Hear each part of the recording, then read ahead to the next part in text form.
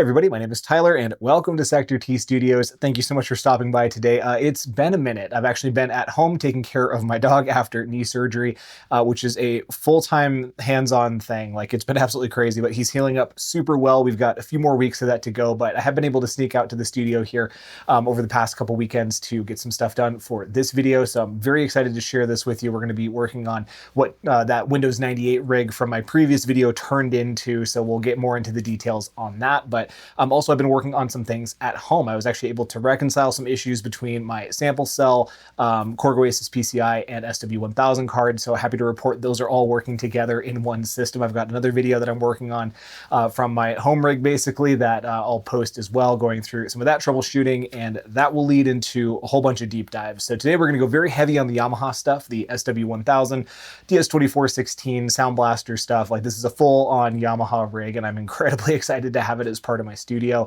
And then in the very near future, we'll do a deep dive into the Korg Oasis PCI, and then the actual sample cell software. We kind of touched on it in the first couple of videos, but we'll dig into it kind of at a deeper level here. So anyways, I hope you really enjoy, and yeah, let's get right to it.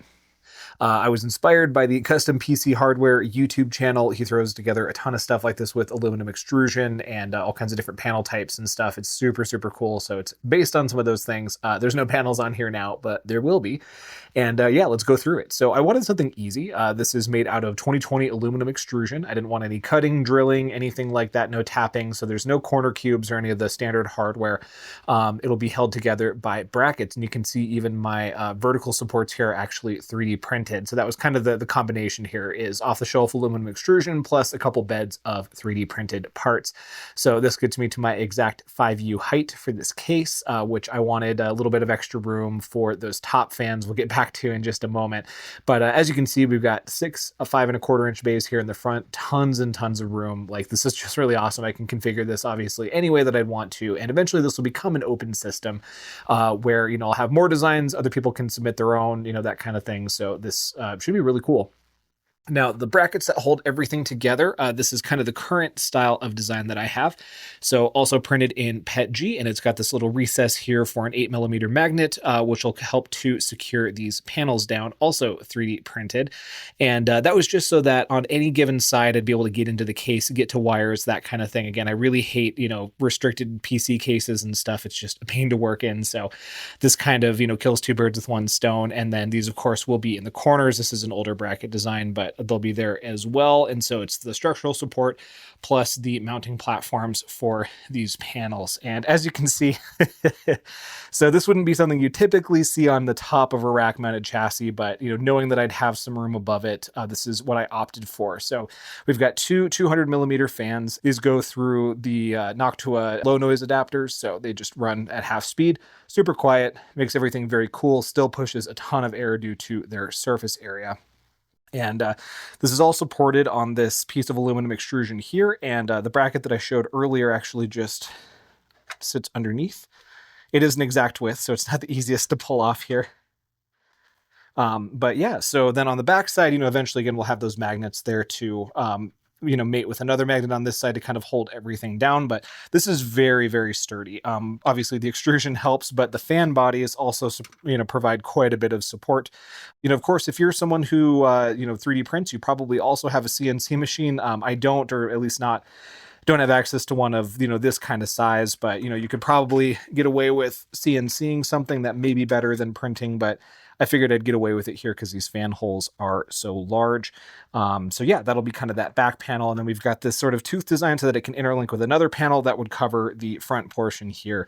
And just showing these brackets a little bit more. So the cool thing, you know, about these 3D printed ones versus using like standard hardware is that I can do ones like this. So this gets this bar down to a specific height. So not only does it give me mounting for things like solid state drives, which I've got here, but also my 5¼ bay end cheeks that, you know, handle all these bays and stuff. I'm able to have one on the bottom and then, you know, suck this bar down on top so that it's, you know, really well supported and everything. So I love building this way in general. There's so many things in PC cases that I wish they could do, or I'm trying to find a case to do something specific, and now I can just kind of make that happen. The real reason for this style of chassis is on the back. So you can see I've got my custom IO panel here, and this is for this 14 slot industrial backplane, but also this fits the 13 slot Magma backplane for the Mac expansion chassis. And this is still being iterated on. So what I wanted to do with this is, since these use an AT style mounting screw pattern, I wanted to be able to use this back aluminum extrusion rail that's in here to mount the motherboard. And I didn't want to have to use an extra bar and have these mate on the inside. So we're using the back rail to seat this IO panel. And so that means it's kind of got to be spaced on top of another piece. I don't think I like this. We'll be going probably with something different in the future, but it works out pretty well. There is one very serious design flaw, which is kind of funny. You can actually see two of these supports that I've broken off intentionally. And the problem is that this angle goes way too steep, way too fast. And so once the PCI cards are seated and everything, they're locked in place. So if you want to change them, you don't do that. You don't.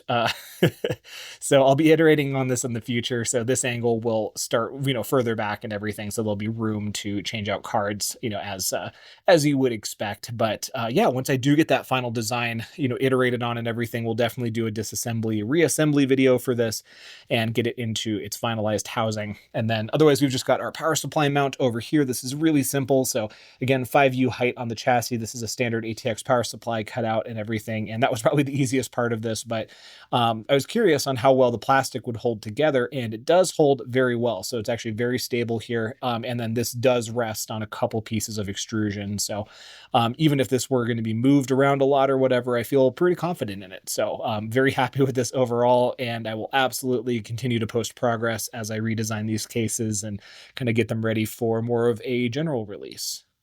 And now for the build itself. So this is really exciting. It's based off of an Advantech 14-slot backplane, which is meant to work with a PICMG 1.0 computer, which is over here.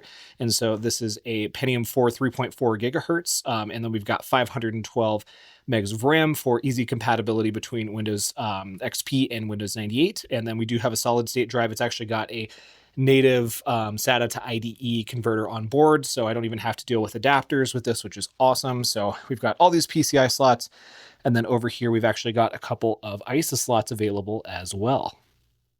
And now talking PCI cards. So the first question for anybody, especially who's seen my last video, might be, why? We have the G4 together with the expansion chassis. Why is there even a Windows build? And the main reason was to kind of split between the Mac and the PC what each does best, with Sample Cell and the Korg Oasis really finding a good home on the Mac and having very native software support. And then on the PC side, the SW1000s with their full software support, being able to run 2 cards under that driver, which you can't on the Mac side, plus all the editors for all the different plug cards. And then, of course, the Soundblaster cards, which are going to be PC only. So we kind of get the best of both worlds from Mac and PC. So to dive into it, the Soundblaster cards are the easiest to explain. So these are all nestled in here. And I did want to show it like this so you can kind of see how much is actually packed in here. It's pretty crazy. But with these Sound Blasters, tucked right in here is a Yamaha 192XG. So this is a standard Yamaha XG, sound card. Has the YMF 724 chip, which is essentially equivalent to the YMF 262. So great OPL3 synthesis.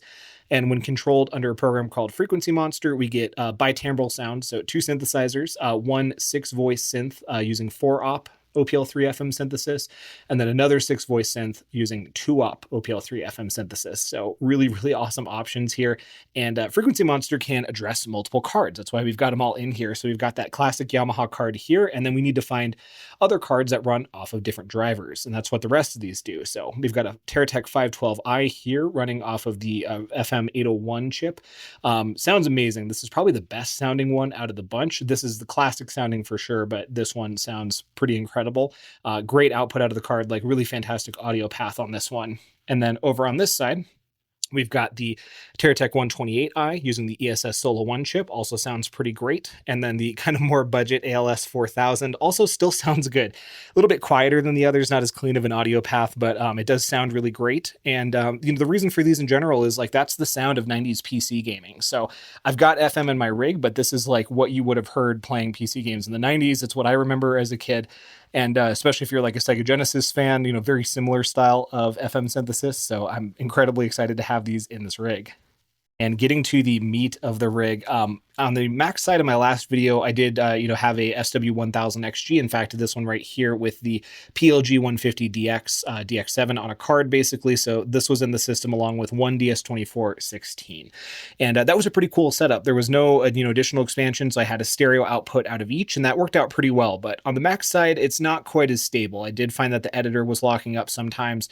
So on the PC side, I haven't had any of those issues. And I also have, a ton more features in addition to the extra cards. So let's kind of go through how this stuff runs here, because the Yamaha DSP factory is very, very expansive, and there's a ton of really cool ways that it can be configured. So we'll kind of talk through each card. So I've mentioned the SW1000XG before. It's a 64 voice Rompler on a card with some synth features to manipulate those sounds. It's got some effects on board and just amazing sampled sounds in general. Each one can host one of these plug cards. So again, I have the DX card here, and I have a second SW1000XG here with the VL card. This is a PLG 100 VL. So that's their physical modeling synthesis, same type that's in the VL1, but it's more like a VL70M. So tons of amazing types of, synthesis sounds. And yeah, so I mean, the more you can have in a system, the better. So they're capable of making so many cool sounds. We want to process those individually. So that's kind of the goal here. So in two parallel paths, we've got this SW1000XG busing over this ribbon cable to this DS2416. Now, these are amazing. So these are mixer cards, same, core as the Yamaha O2R mixer. And these have 24 channels of mixing, 16-bit. They have effects buses. These would have been a pretty incredible audio interface back in the day. But they've also got some other really cool features, which we're going to be taking advantage of here. So we bus all 6 channels that we can from the SW1000 over to the DS2416, and we do the same over here from this SW1000 to this DS2416 over that ribbon cable instead. And I should mention these really quick. So these are IDC connectors. You've either got 14 or 16 pin on one side or the other. They're very easy to make. It's all standard cabling. If you somehow end up with one of these and you need the adapter for the plug card, you can use standard 24 or 26 gauge wire, and these are Molex microblade connectors. I did have to make both of these. That's why they're kind of a little bit, hairy and crazy.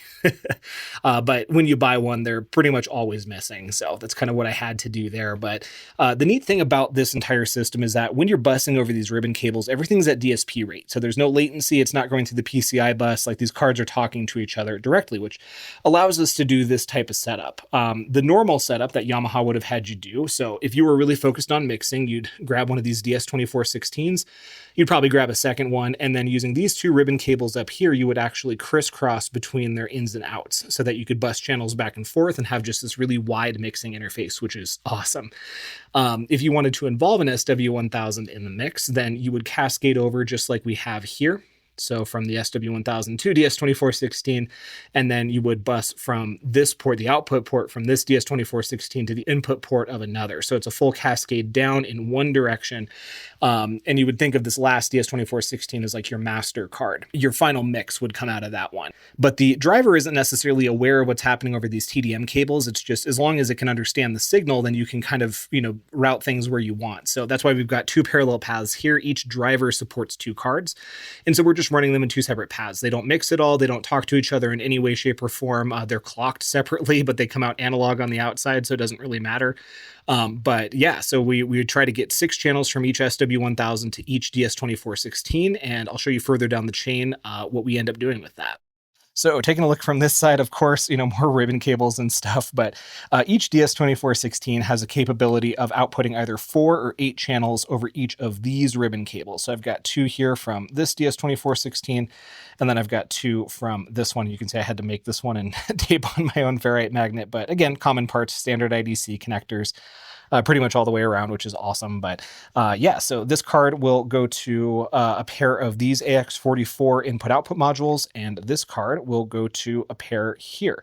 And the reason why any of that matters in the end is that we finally get to our analog in and out. So this is how we interface with the rest of our system. Each one of these has 4 channels of in and 4 channels of out at line level, except for the first 2 ins, which can be line or mic selectable. Really nice feature. In this case, what we do with it is out of each SW1000, we have 6 channels, and that's where these appear. So we have 4 channels here and 2 channels there from the first one, and 4 channels there and 2 channels there from the second one. So that's our plug cards come through here. Any of the individual channels channels from the SW1000 so we can separate out drum buses and different instruments and stuff like that. So this is a very easy way to interface with any other form of outboard gear. Again, we don't have to deal with digital clocks in this case since we're coming out analog, and we get access to all those individual outs. And just to show you how things look on the Mac side, so I opted to put those big fans on the front. This is still a 5U tall chassis. It doesn't need to be this tall. And things may be changing because I did happen to find a Pro Tools expansion chassis for a pretty decent price. So that may be changing in the future, but this is still really great. This is going to be quieter than the official chassis with these big fans running, a little bit slower. But let me show you a little view from the side here. So different mounting scheme. I've got the PCI IO plate on the back here mounted on the inside, and this is much easier to print. I may use this design moving forward. The only cost to it is that the back rail of these types of cases does need to be like an additional piece of extrusion. I've got one here and then one here, which isn't all that big of a deal, especially for how much easier this is to put together and everything. It just looks nicer. It mates nicer to the back and everything. But yeah, everything's really happy in here. I've got my keyspan card for MIDI, got the Korg Oasis PCI, and then I've got 2 sample cell cards hanging out back there in the dark. And then you can see the back of these fans here, again, running on those Noctua low noise adapters. And then also you can kind of see how this mounts to the chassis. So I use these steel mending plates attached to the top of aluminum extrusion. And yes, this entire rack is also made of extrusion, but that kind of slides in this groove on the side. So it prevents it from moving up or down or anything, and works out really, really well. And as for the rack itself, so this actually works out pretty good. I wouldn't do this again in the future. With these plastic brackets, there is quite a bit of movement. It's not the worst thing ever. That makes it seem worse than it is, but it is a little bit wobbly on top there. It does hold the weight pretty well, though. I mean, these things are pretty light overall. Again, this is extrusion, so is the PC chassis. I do have a real chassis there on the bottom, and it tends to hold up pretty well. And then, of course, monitor, keyboard, mouse, and then the entire G4 is sitting on the back up there. So, like, this is done pretty well for holding all the weight and everything. And there we are back in the rack. We've got a couple of snakes that go between all those different outs. I do have all 16 plugged in, even though we've only got 12 channels. Possibly going to be messing with the effects buses and things like that. So I'll probably hook up some return channels as well. If you guys want to see recording into and out of this rig, I definitely would love to do some vintage DAW stuff, on this older rig or whatever. Just let me know and we'll dig into whatever you guys want to see.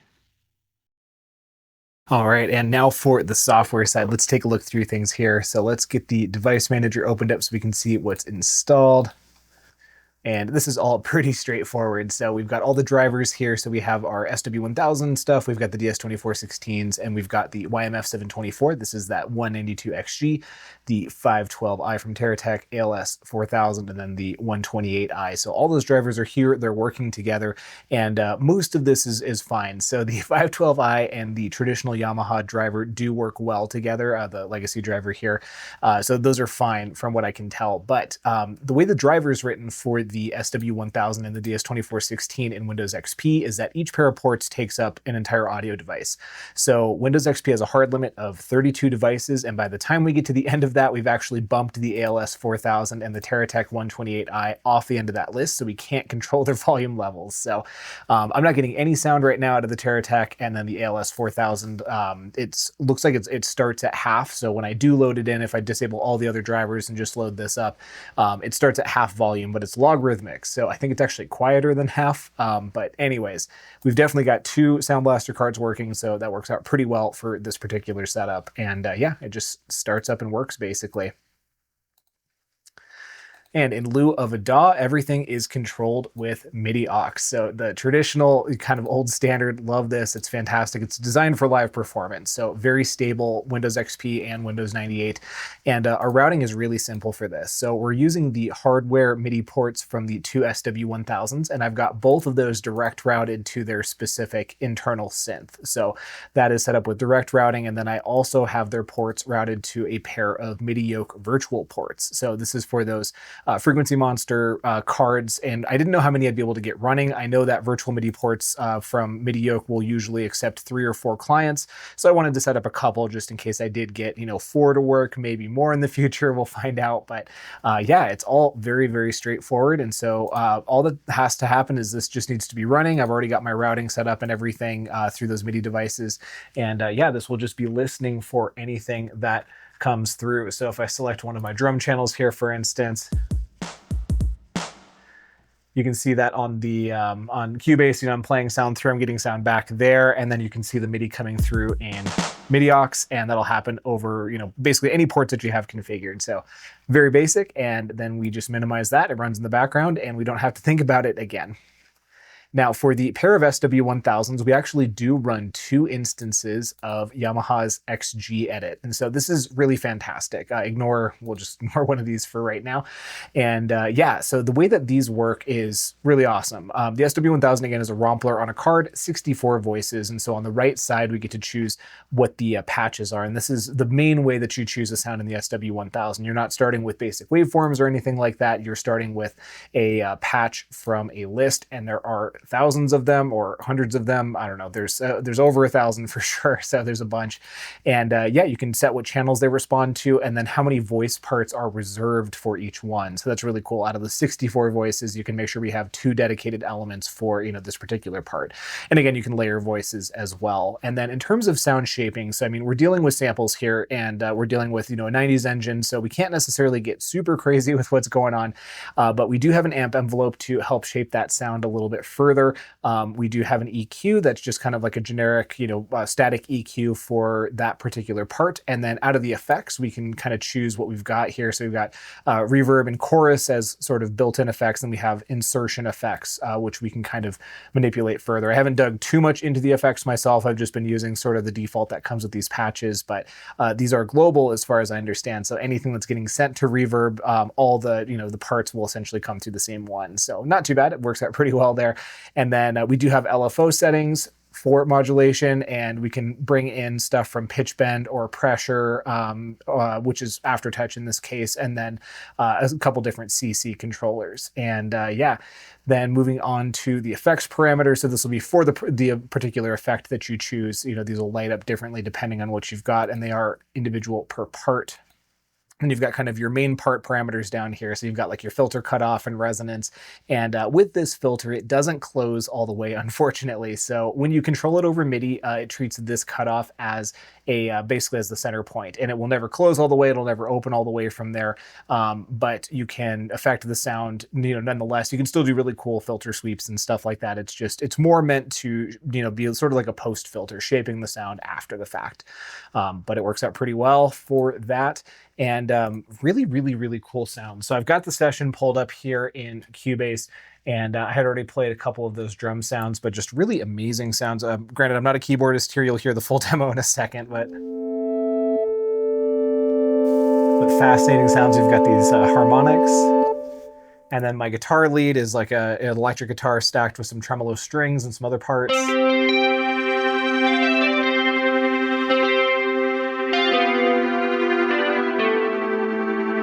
And then one of my favorite things that is all over these sound sets, very 90s, are these calliope or bottle leads.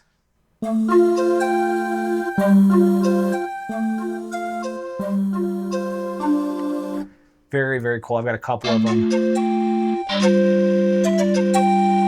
Kind of with different levels of what you might call chiff, that kind of, you know, beginning to the note, that kind of spitty part. So I've got a couple of them in here. Again, these sounds are everywhere, so it's really fun to dig into that kind of stuff.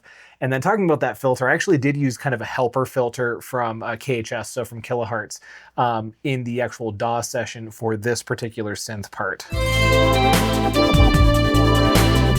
that's Kilohertz on the filter. But just a really nice kind of saw tone synth patch. And all the bread and butter sounds are here. That's one of the really cool things about the SW1000 is that it does get into crazy territory, but all the bread and butter stuff is there.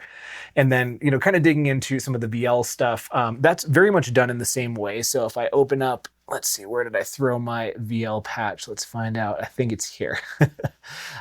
So yeah, this one actually loads from the VL default library, and we've got the DX default library installed as well, and just tons of patches. You've got like 2 banks of this, you've got 3 banks of the DX stuff.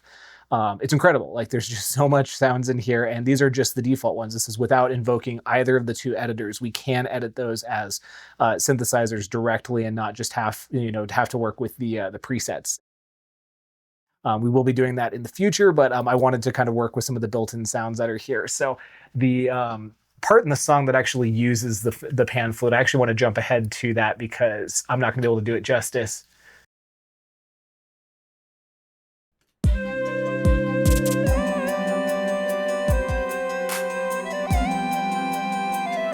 Just amazing expressiveness out of this. Like,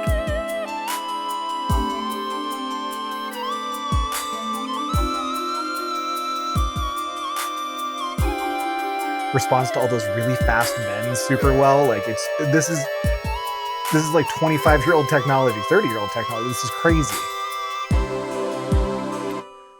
For those of you who have used something like Chromophone, this is, you know, the ancestor of that basically, but we've got that on board. I do have kind of a less prominent DX patch, just kind of a standard bells sort of thing.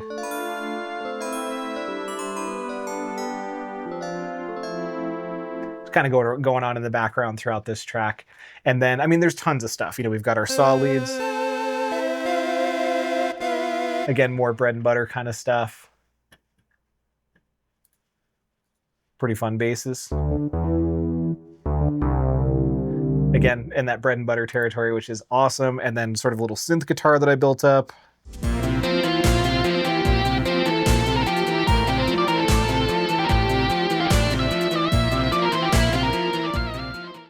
Very solidly on the fake side of the uncanny valley, but I love tones like this. I love synth guitars. There's so many cool ones in here, and it's very easy to build them too, which is incredible.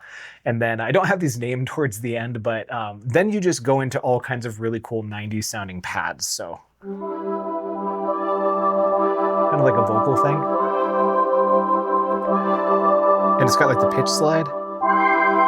Love that. Super awesome. Kind of plucky thing. Almost like a harpsichord.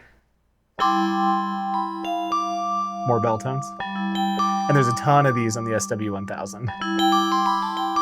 So even if you don't get the DX plug card, you'll still have access to a bunch.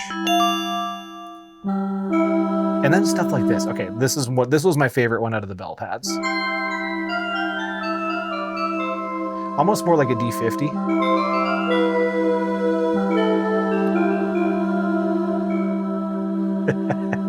Really, really cool stuff. Again, I'm not a keyboard player. You're going to hear a full demo in a moment here. But yeah, and then these drum sounds, I mean, I should actually go back to this because like these are actually very, very good. Yeah. Really thick kicks. And this is like an old school, you know, electronic drum kit.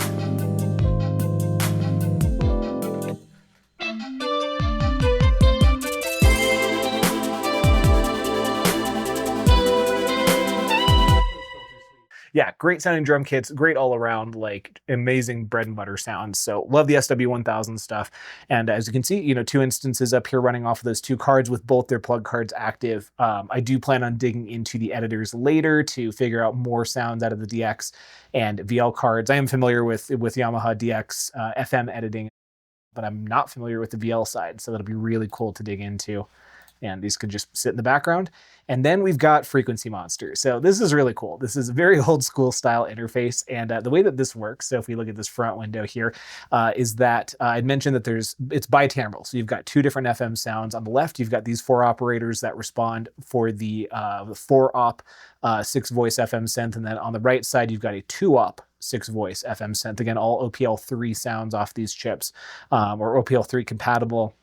And then in terms of algorithms, this is really cool. So even though we can run 2 patches at the same time, all 6 of these operators are always saved as a single patch. So you can see I've got like my lead 1 and lead 2 patches here for these different parts. And out of these algorithms, you can see kind of what's modulating what. So like 1 modulating 2, modulating 3, modulating 4, and then there's a plus. So plus 5 modulating 6. And depending on how you have this set up, so in this case, you know, I've got this responding on channel 13 over here for these 4, and then I've got 15 over here for these 2. So these respond to different channels, and I actually have them split up. So this one only outputs out of the left side, and this one only outputs out of the right side. So we get 2 mono sounds, and those are fully separated from each other. And you can choose the mode. You can cut the voices down. You can do a legato or a mono mode, which is really awesome. And then you can choose like the bank type and stuff like that too. I kind of like doing the full 6-op one because then you can just do these big patches. you know, stuff that was meant to be played together or whatever, you know, you can just get two sounds out of it. Or of course you could have them respond to the same channel and then they would just be layered with each other. So tons and tons and tons of cool stuff here. Absolutely love this. Let's take a look at a couple of these. I'm very impressed with how the OPL3 stuff sounds. So if we head over to, let's take a look. So this is our YMF724. Yeah, this is our 4-op patch. And this one I did play on live originally. That's that kind of keys patch in the back.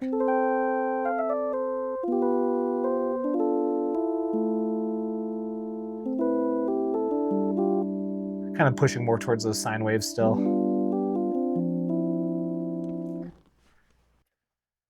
And then we've got our FM bass.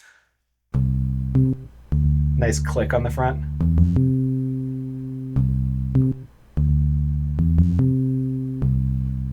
Love that. You can get some really realistic electric bass sounding patches with FM synthesis. And so let me see if I can find it. Yeah, there it is. So you've got that aliasing. So lots of character here from these digital chips. Really, really cool. And then, okay, so this 8-bit patch, this is one that's really exciting.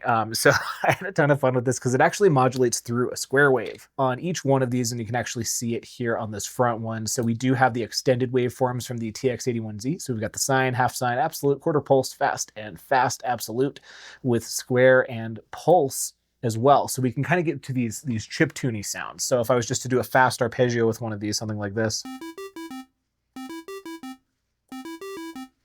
you know, you get that kind of square wave sound. But I've got this set up for FM modulation. So if we hold this patch, and that's just according to that envelope that I've set there. But I use these in a couple different places. So during that first chorus, a little bit of garnish in the background. And then later on, we actually hear that go in a more sustained pattern. So yeah, it comes up here. And you can hear it modulates to that waveform. Just a bit in the background.